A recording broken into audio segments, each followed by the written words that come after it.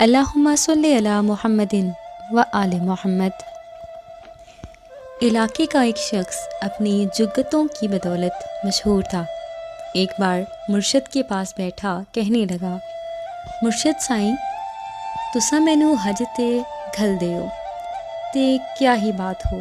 مرشد نے جواب دیا کہ تو اتھاں جا کے بھی یہو کچھ کرے سے، یعنی جگتاں ہی مارے گا، کچھ عبادت وغیرہ نہیں کرے گا۔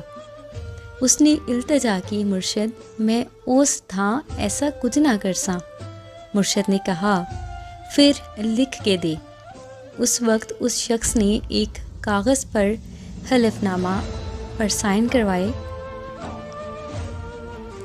کہ وہ وہاں صرف عبادت کرے گا، کوئی فالتو بات نہیں کرے گا، کسی کو جگت نہیں مارے گا، اپنے کام سے کام رکھے گا اور حج کر کے واپس آ جائے گا۔ اس نے باقی مریدوں کی موجودگی میں حلف نامے پر خوشی خوشی سائن کر دیے۔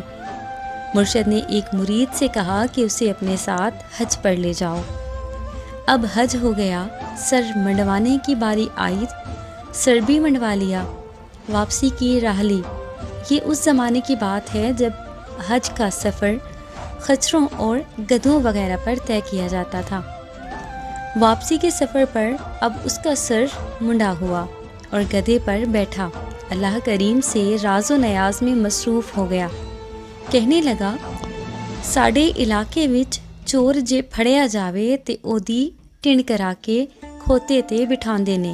مولا ہن ٹنڈ بھی کرا لئیے، کھوتے تے بھی بہ گیا، جے ہن بھی جان بخشی نہ ہوئی تے پھر گل تے نہ بنی نا۔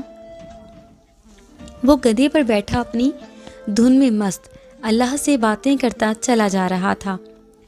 دور بیٹھے ایک بزرگ نے پاس موجود شخص سے پوچھا کہ یہ کون ہے؟ بتایا، یہ فلاں فلاں جگتوں میں مشہور۔ ابھی اس کی بات مکمل نہ ہوئی تھی کہ ان بزرگ نے اسے خاموش کروا دیا۔ کہنے لگے، خاموش، اسے بلانا مت، وہ تو اس وقت وہاں ہے جہاں ہم بھی نہیں۔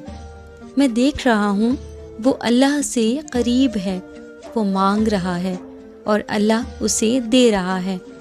وہ ایسے انداز سے مانگ رہا ہے کہ اسی وقت پا رہا ہے۔ اللہ کو آپ کی کب کون سی ادا بھا جائے یہ آپ بھی نہیں جانتے، اس لیے اس سے مانگیں اپنی زبان، اپنے انداز میں۔ وہ سب زبانیں سمجھتا ہے، سب انداز ادائیں جانتا ہے۔ ایک دوسرے کو مسلمان کافر کے سرٹیفکیٹ دینا بند کیجیے، وہاں سکے نہیں نیتیں چلتی ہیں۔ وہ بخشنے پر آئے تو ایک شکوے پر بھی بخش دیتا ہے۔ اللہم صلی علی محمد و آل محمد۔